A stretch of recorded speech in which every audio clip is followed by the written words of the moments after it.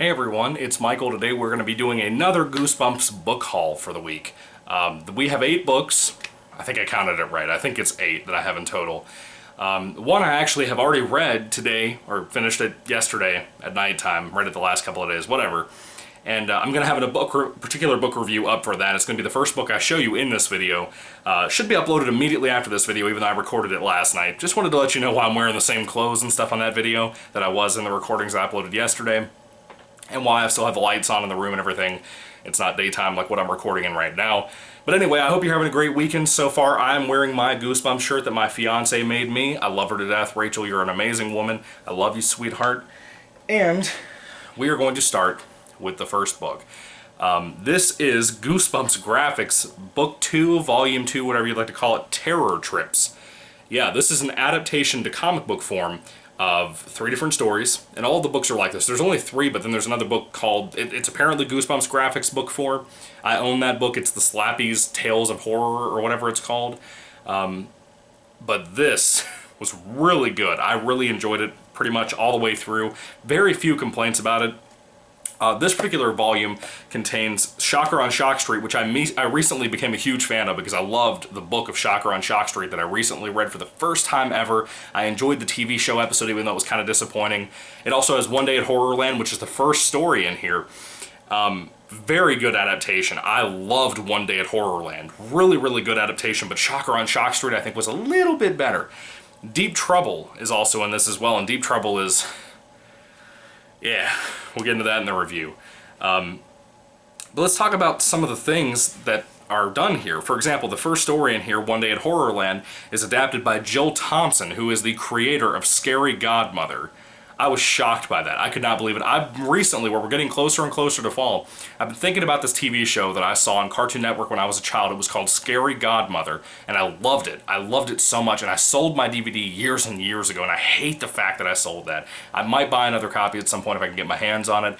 But Jill Thompson, I liked that show, and I was excited to see her on One Day at Horrorland. All these stories, well, at least the main 2, Shocker on Shock Street and One Day at Horrorland, that I enjoyed so much, had so many good things about them. Really, really dug that. I don't think the same 3 folks, yeah, none of the 3 of them are, well, you know, I forgot to talk about the other 2, I'm sorry. I'm very sorry about that. Jamie Tolagson, or Tolagson, I'm not sorry, I don't know how to say his name.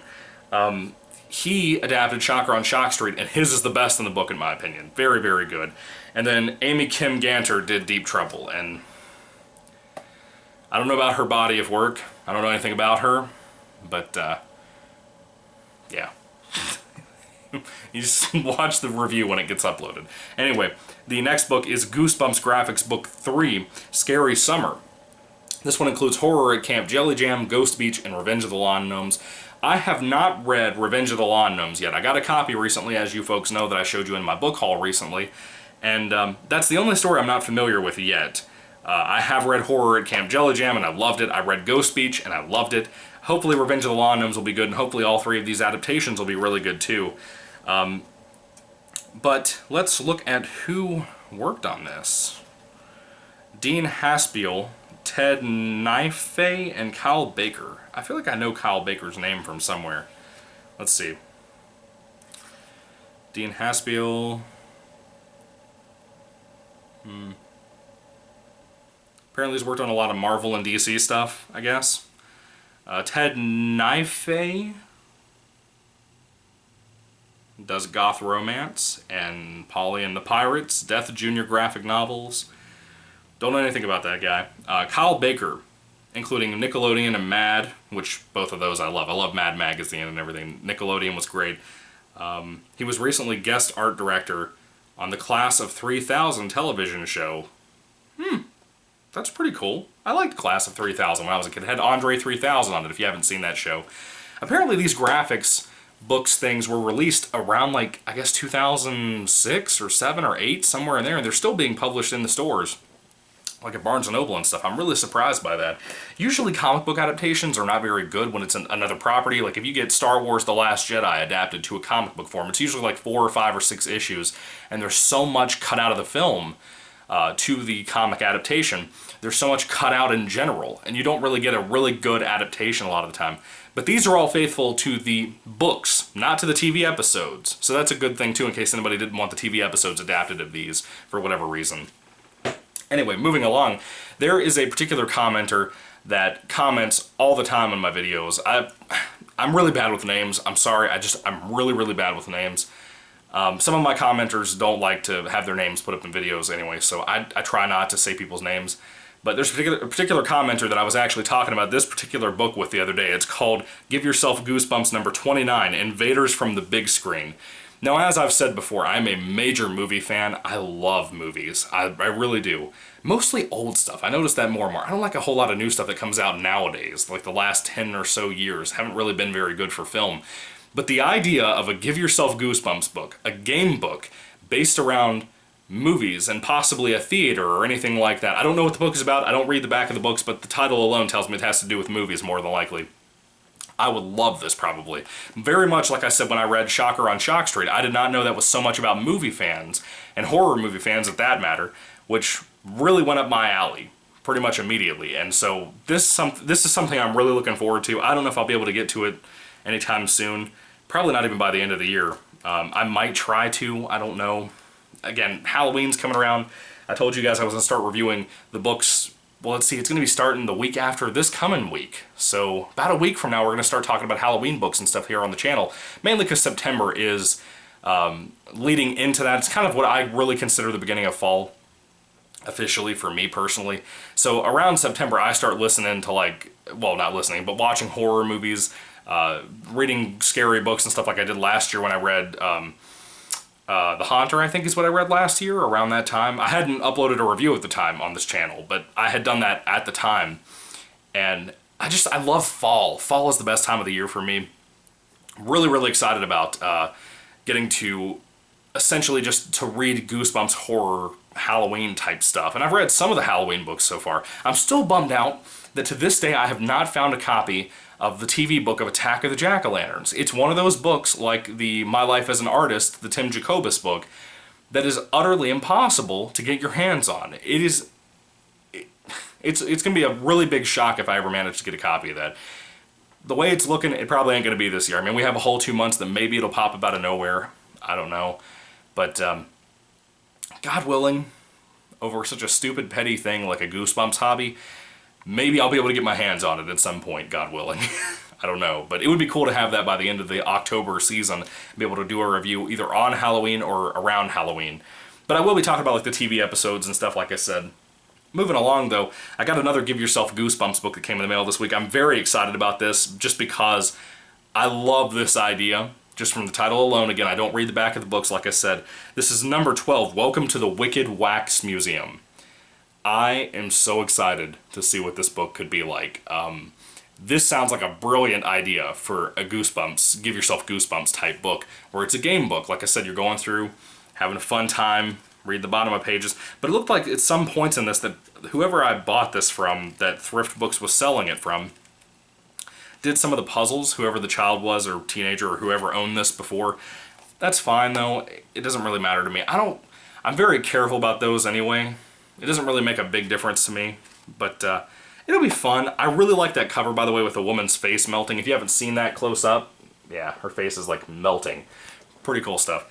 Anyway, moving on, I got 2 more Give Yourself Goosebumps books. I'm also very, very excited about this first one. This is Give Yourself Goosebumps number 27, Checkout Time at the Dead End Hotel. I love this cover, even though I hate these borders on this later section of the Give Yourself Goosebumps books. But that cover of the what are they called? The bellhop? Yeah, or whatever he is. The guy that works at the hotel is a dead guy, I guess. Skeleton. I'm excited for this. I can't wait to read this. I love stories that take place in the hotels. I don't know why. That and like Christmas stories and everything just really, really are always up my alley, especially with Goosebumps. This book is in such great condition, by the way. There's not a single mark on the book, on the cover or the inside. This is in fantastic condition. No names written on the inside like you typically see with Goosebumps books, since they're mostly for children and middle graders and stuff. Anyway, this one I'm kind of excited for too. It's kind of the typical title that would explain people that you have to deal with sometimes that are just awful on the internet. This is Give Yourself Goosebumps number 33. It came from the internet. I actually saw that somebody on a Goosebumps Facebook page I follow just got this yesterday from like a thrift bookstore. So that was kind of cool. I'm proud of them. Very proud of you. This was in good condition too, by the way, to come from thrift books. Sometimes a lot of my stuff from thrift books is not in the best condition. It's not entirely their fault. A lot of the time it's the owners previously. But yeah, it came from the internet. I'm curious what they could do with this story. I also think it's cool in the background they have the All Day Nightmare book that I recently read from Goosebumps, or Give Yourself Goosebumps. That poster back here in the background, as you can see, is clearly the hand in the bedpost. Pretty cool. Poster referencing on a book cover of Goosebumps. So I guess Goosebumps exist in that world. I hope we get a reference. I love when Give Yourself Goosebumps will have you do something and then you'll find it'll be like, oh, you looked at the bookshelf and there's an awesome new Goosebumps book. It's number 456. I love that. It's always fun to me. And then this one and the next one that are the final books came today in the mail. I don't know why there's a sticker on the back of this, but there is. It came from Amazon directly. This is Goosebumps, Be Careful What You Wish For. A lot of people are so focused on always getting the old covers for books. This is a great example of a book. I've never read the book. I don't know anything about it. This is a great example of a book to me from from Goosebumps in general, that I don't really love the original cover. I don't love the re-release cover they did originally with the reissues where Tim Jacobus did the art for the first time. And I don't like this either. I don't like any of the art styles. I don't know if the story's any good. I don't mean to sound like I'm trashing the story. It's just the covers are just not that great with this book, and that makes me worry that maybe we're all focused on just doing the glass ball cover for whatever reason. So I guess it's pretty integral to the story, probably. Hopefully this will be good. I don't have a whole lot of excitement to read this, but it probably won't get around to being a thing I read this year anyway. So. But, you know, it's part of the collection. I'm glad to have a copy of it now. God willing, I can get everything. I almost have all of the original series now, so I'm pretty excited about that. Pretty close. Pretty close. Not very more of the other series, too. I have, I think, about 40-something books left to get. I thought it was 30 the other week, but apparently it's not. Apparently I read something wrong. I guess I was thinking about the Give Yourself Goosebumps books alone. I think I have about 40 books in total amongst all the series left to pick up. So hopefully we have enough content for a while and I can get some more reviews out and stuff. I try to get 2 or 3 reviews out a week, not including TV episode reviews and everything, which I've been doing a lot of those this week, mainly because I've just been trying to catch them on the episodes based off of short stories that I recently read in the Tales to Give Your Goosebumps book series. So I'm trying to get the reviews out when I can and make them special for you guys and stuff. Plus, like I said, we're getting to a point now where Halloween's going to be coming up. I'm going to be doing a lot of reading and trying to get all of those reviewed. I have some other R.L. Stine stuff I want to talk about that's Halloween-based. That is not just a straight-up Goosebumps book. I think it'd be cool, like, for a Things Like Goosebumps section here on the channel, like I already have. I think it'd be cool for some content for that for the Halloween season. Anyway, the last book in this collection is a book that I'm not really excited for in any way, shape, or form, and maybe it'll end up being pretty good. I don't know. Shocker on Shock Street totally shocked me by how good it was. No pun intended. But The Abominable Snowman of Pasadena, of course, almost the front runner for the Goosebumps movie, which I don't think was a bad idea at the time. But now I realize when Goosebumps Haunted Halloween came out how overexposed he is, and he's really used there too. Not really excited for this character. I'm just not. I don't know what it is. I'm not pumped for Abominable Snowman of Pasadena. I don't know. It could be good, I guess. I've heard people say that it was a really good book. I don't know. It's hard to get excited about something you're not excited about. You know, like even to fake it, it's hard to do that. Anyway, guys, that is the book haul for this week. I'd love to hear what you have to say about all these books in the comment section down below. What do you think about this stuff? Are you excited for the Halloween reviews coming up? I'm very excited too. I'm still bummed that Goosebumps Vanished Whispers, the short story narration creepypasta type thing I was going to start doing here on the channel. Again, I've been messing with my computer. It's still dead. Apparently the bulb just went out inside of the laptop itself, so it's not going to happen probably. There's a lot of work you have to put into those videos for the narration stuff, and I probably won't have the time to get the computer fixed and get back to working on it. I don't really have the money right now either.